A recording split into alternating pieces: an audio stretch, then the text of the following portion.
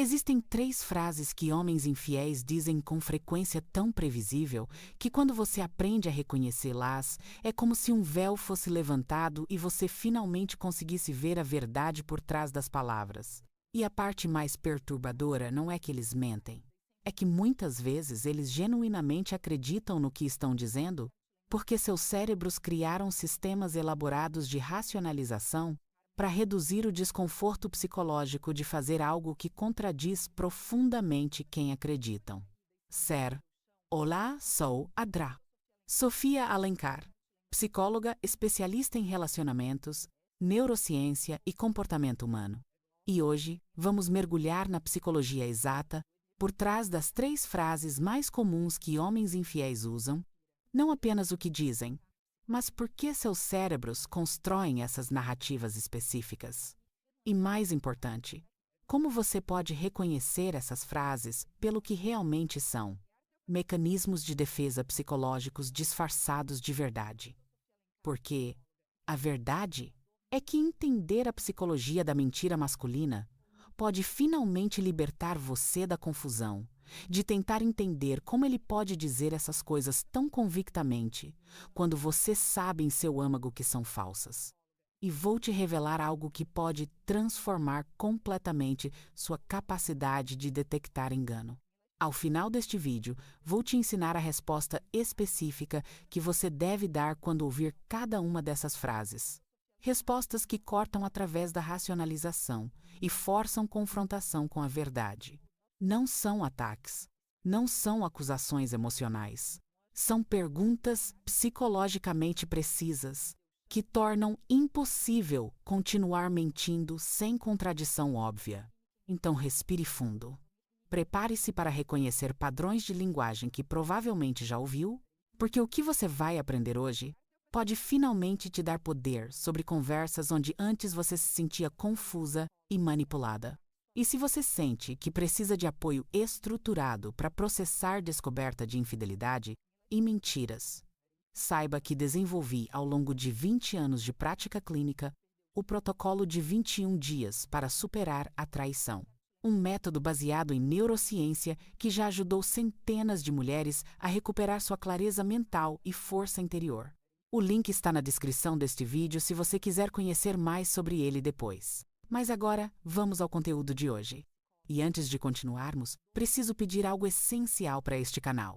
Se você está assistindo este conteúdo e sente que ele pode te ajudar ou ajudar alguém que você conhece, por favor, inscreva-se no canal, ative o sininho de notificações e deixe seu like neste vídeo. Isso não é apenas sobre números. É sobre fazer com que este conhecimento baseado em psicologia e neurociência chegue a mais mulheres que estão sendo manipuladas através de linguagem cuidadosamente construída para confundir e invalidar. Sua inscrição, literalmente, pode dar a outra mulher as ferramentas para ver através do engano. Então faça isso agora. Leva apenas 2 segundos. E vamos continuar. A primeira frase que homens infiéis dizem com frequência quase universal é esta: você está sendo paranoica. Você está inventando coisas. Você precisa confiar mais em mim. Essa frase aparece quando você expressa desconforto baseado em observações reais de mudanças em comportamento dele, mas você ainda não tem prova concreta. Você nota que ele está diferente com o celular, que está chegando em horários diferentes, que está emocionalmente distante. Quando você menciona suas observações, em vez de ele validar suas preocupações e oferecer transparência, ele inverte completamente a situação, tornando você o problema. A mensagem implícita é que o problema não é o comportamento dele. É sua percepção, sua insegurança, suas questões de confiança. Atendi Mariana, uma médica de 40 anos, que ouviu exatamente essa frase por meses antes de descobrir o caso do marido. Toda vez que eu expressava desconforto sobre mudanças que estava observando, ela me disse: ele me fazia sentir como se eu fosse louca. Dizia que eu estava sendo paranoica, que estava criando problemas onde não existiam, que eu precisava trabalhar minhas inseguranças. E eu comecei a acreditar Comecei a achar que havia algo errado comigo por sentir essas coisas. Quando finalmente descobri que ele estava tendo um caso há mais de um ano, fiquei furiosa não apenas pela traição, mas por todos aqueles meses onde ele me convenceu de que eu era o problema. Psicologicamente, essa frase serve múltiplas funções para o cérebro dele. Primeiro, ela é projeção, um mecanismo de defesa onde ele atribui a você as qualidades negativas que, na verdade, residem nele. Ele é o que está sendo desleal, mas acusa você de não confiar. Segundo, é gaslighting, uma forma de manipulação psicológica onde a realidade é distorcida para fazer você questionar sua própria percepção e sanidade. Terceiro, é deflexão, mudando o foco da conversa do comportamento dele para suas supostas falhas. Neurologicamente, isso reduz dissonância cognitiva dele, o desconforto de manter duas crenças contraditórias. Se ele pode te convencer de que você é o problema, ele não precisa confrontar que suas próprias ações contradizem seus valores declarados. A resposta que você deve dar quando ouvir essa frase é esta: eu não estou pedindo que você valide meus sentimentos como corretos ou incorretos. Estou pedindo que você reconheça que observei mudanças específicas em seu comportamento e estou expressando desconforto. Em vez de me dizer que estou errada por sentir, você pode me ajudar a entender o que mudou e por quê. Essa resposta é poderosa, porque recusa aceitar inversão de culpa, mantém foco nas observações específicas em vez de sentimentos abstratos, e convida transparência em vez de defensividade. Se ele continua recusando engajar substantivamente e insiste em tornar você o problema, isso em si é informação valiosa. A segunda frase que homens infiéis dizem com frequência extraordinária é: você me negligenciou, você parou de me dar atenção, você me empurrou para isso. Essa frase geralmente aparece quando ele já foi confrontado com evidências de infidelidade e precisa justificar suas ações. Em vez de assumir responsabilidade total, ele distribui culpa, sugerindo que você teve papel causal em suas escolhas. A mensagem implícita é que se você tivesse sido melhor parceira, mais atenciosa, mais disponível sexualmente, mais interessante, ele não teria precisado buscar em outro lugar. Atendi Roberto, um advogado de 48 anos que usou exatamente essa justificativa quando sua esposa descobriu seu caso. Ele criou narrativa inteira sobre como eu havia me tornado focada demais nos filhos, que eu não prestava atenção nele, que nossa vida sexual tinha diminuído. Ela me contou, e a parte devastadora é que havia alguma verdade nisso. Nós tínhamos ficado mais ocupados, mais distraídos. Então parte de mim se sentiu culpada, como se eu tivesse contribuído para a traição. Levou tempo em terapia para eu perceber que mesmo que nosso relacionamento tivesse desafios, a escolha de trair foi completamente dele. Psicologicamente, essa frase é externalização de responsabilidade, outro mecanismo de defesa, onde consequências negativas de próprias ações são atribuídas a fatores externos. O cérebro dele está trabalhando ativamente para reduzir culpa e vergonha através de construir narrativa onde ele é vítima de circunstâncias, não agente de escolhas erradas. Neurologicamente, isso acontece porque culpa e vergonha ativam áreas cerebrais associadas com dor, e o cérebro automaticamente busca formas de reduzir essa dor. Uma forma eficaz é redistribuir responsabilidade. Mas aqui está a verdade crucial. Mesmo se houvesse problemas no relacionamento, mesmo se você não foi parceira perfeita, resposta saudável à insatisfação relacional é comunicação, terapia de casal ou, em casos extremos, separação honesta. Não é traição secreta. Adultos emocionalmente maduros assumem responsabilidade por suas escolhas em vez de culpar outros.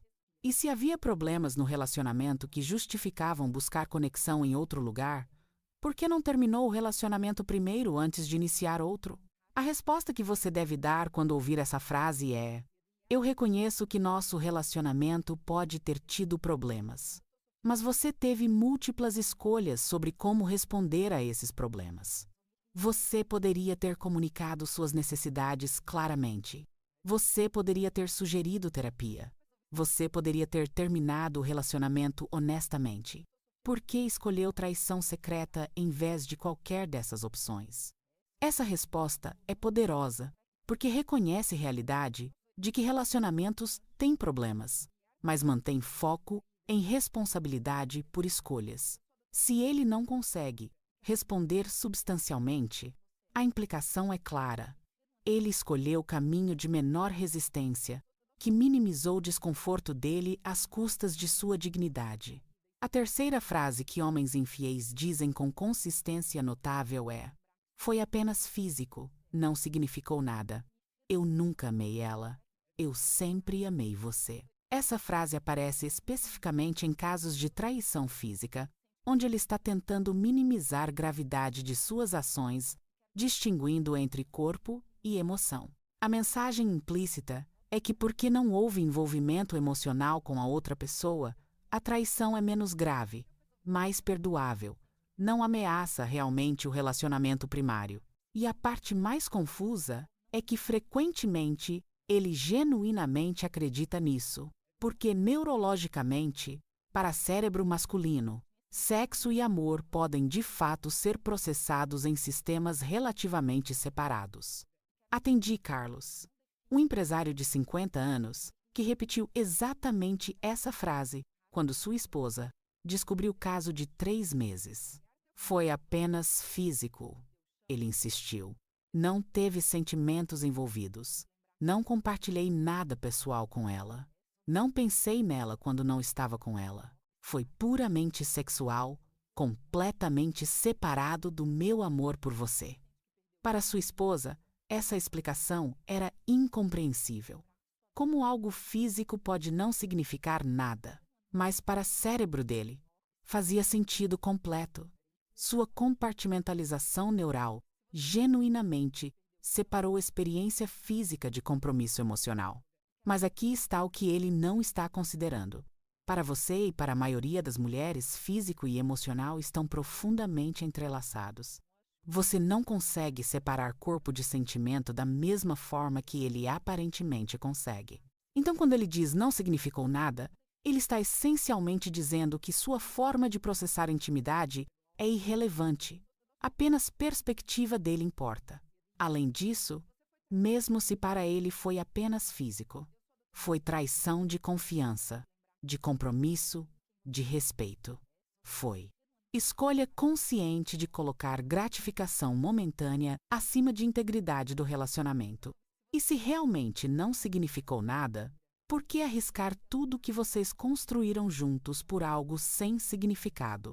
A resposta que você deve dar quando ouvir essa frase é: entendo que para você pode ter havido separação entre físico e emocional, mas para mim não há separação.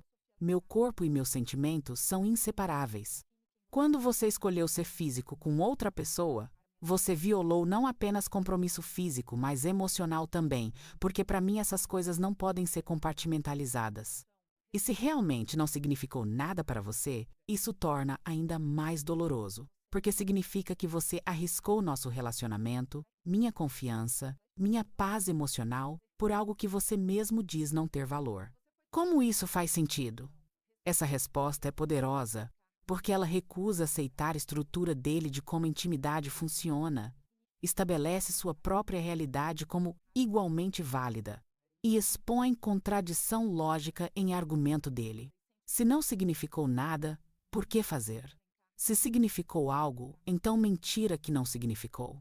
De qualquer forma, ele fica sem defesa coerente. E agora vou te ensinar o padrão subjacente que conecta essas 3 frases. Todas elas são formas de evitar responsabilidade total, de reduzir dissonância cognitiva, de proteger a autoimagem dele como pessoa boa enquanto faz coisas que contradizem essa autoimagem.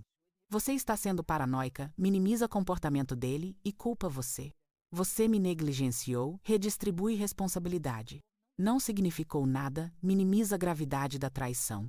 O que todas têm em comum É recusa de dizer a frase mais difícil, mas mais importante. Eu fiz escolhas erradas que violaram profundamente nosso relacionamento e a responsabilidade é totalmente minha. Se você está ouvindo essas frases e precisa de apoio estruturado para processar manipulação psicológica e decidir seus próximos passos, criei o protocolo de 21 dias para superar a traição, especialmente para mulheres navegando exatamente isso. É um método científico com práticas diárias que restauram sua clareza mental e te ajudam a ver através de manipulação. O link está na descrição e no comentário fixado. Muitas mulheres me dizem que finalmente conseguiram parar de aceitar narrativas distorcidas e começaram a confiar em sua própria percepção de realidade. Agora, antes de nos despedirmos, preciso pedir algo crucial. Se este conteúdo te ajudou, se te deu linguagem para responder à manipulação, por favor, inscreva-se neste canal, ative as notificações e deixe seu like. Compartilhe com amigas que possam estar ouvindo essas frases e aceitando culpa que não é delas. Deixe nos comentários suas reflexões. Este é um espaço seguro onde aprendemos umas com as outras. Adoraria saber também que outros temas você gostaria que eu abordasse. Cuide-se muito. Confie em sua percepção. E, lembre-se, quando alguém te convence de que você é louca, provavelmente é porque você está vendo verdade que eles querem esconder. Até o próximo vídeo.